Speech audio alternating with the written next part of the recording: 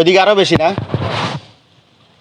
আসসালামু আলাইকুম রহমতুল্লাহি ওয়া বারাকাতুহু। প্রিয় দর্শক, আমি এখন এই মুহূর্তে আছি, এটা হলো যে রোডটা দেখতেছে, এটা হলো আমাদের জসিম মাস্টারের বাড়ির সামনে দিয়ে যে রোডটা গেছে বরিয়া আলী আকবর উচ্চ বিদ্যালয়ে যে স্কুলের রোড।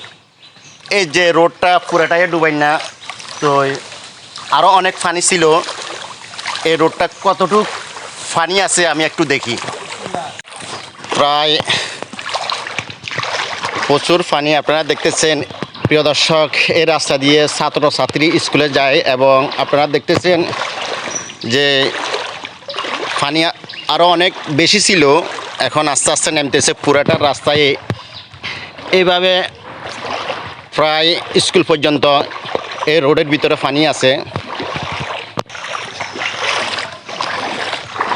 বাড়ি ঘরের ভিতরে পানি আর পানি। আসলে আজ প্রায় 8-10 দিন পর্যন্ত মানুষ এই বৃষ্টির পানিয়ে অনেক কষ্ট করতেছে।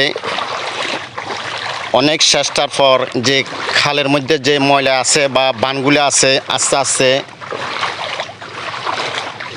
ছুটাইতেছে এবং আস্তে আস্তে পানি যাইতেছে। তো প্রিয় দর্শক, যে যেখান থেকে পারেন এই ভিডিওটি শেয়ার করুন। এটা হলো 5 নং ইয়াকুবপুর ইউনিয়নের 1 নং ওয়ার্ড করমুল্লাপুর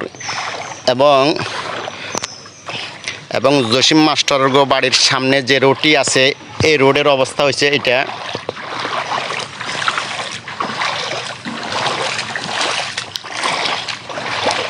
এখান থেকে স্কুল পর্যন্ত পুরাটা রাস্তায় চলাচলের রাস্তা পানি, ছাত্রছাত্রী এবং চলাফেরা রাস্তাটা ডুবে গেল বৃষ্টি পানিয়ে।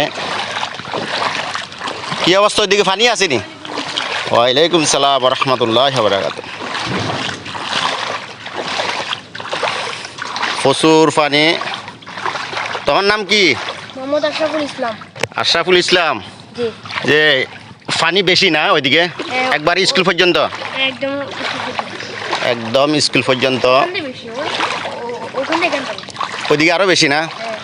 যাওয়া যাবে না পানি বেশি হইলে।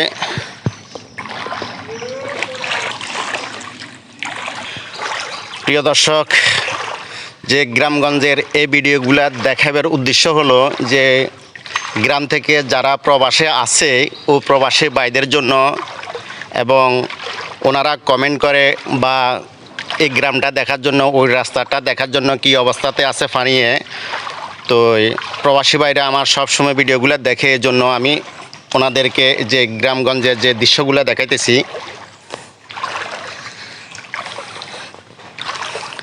দেখতেছেন বাড়ির ভিতরে পানি, বিল্ডিংয়ে। এদিকে বেশি না পানি? প্রিয় দর্শক, আসলে এদিকে যাওয়া সম্ভব হবে না। আপনারা দেখতেছেন পানি কতটুক। ওইদিকে আরও বেশি না? ওইদিকে আরও বেশি। একবারে এই রোডটি বরিয়া আলী আকবর উচ্চ বিদ্যালয়ের স্কুল পর্যন্ত এই রোডটা, যে এটা হলো জসিম মাস্টারের বাড়ি। তো এই পর্যন্ত আমি বিদায় নিলাম। সবাই আমার এই ভিডিওটি শেয়ার করবেন যে যেখান থেকে পারেন, এবং গ্রামগঞ্জের সবাইকে দেখার জন্য সুযোগ করে দিবেন।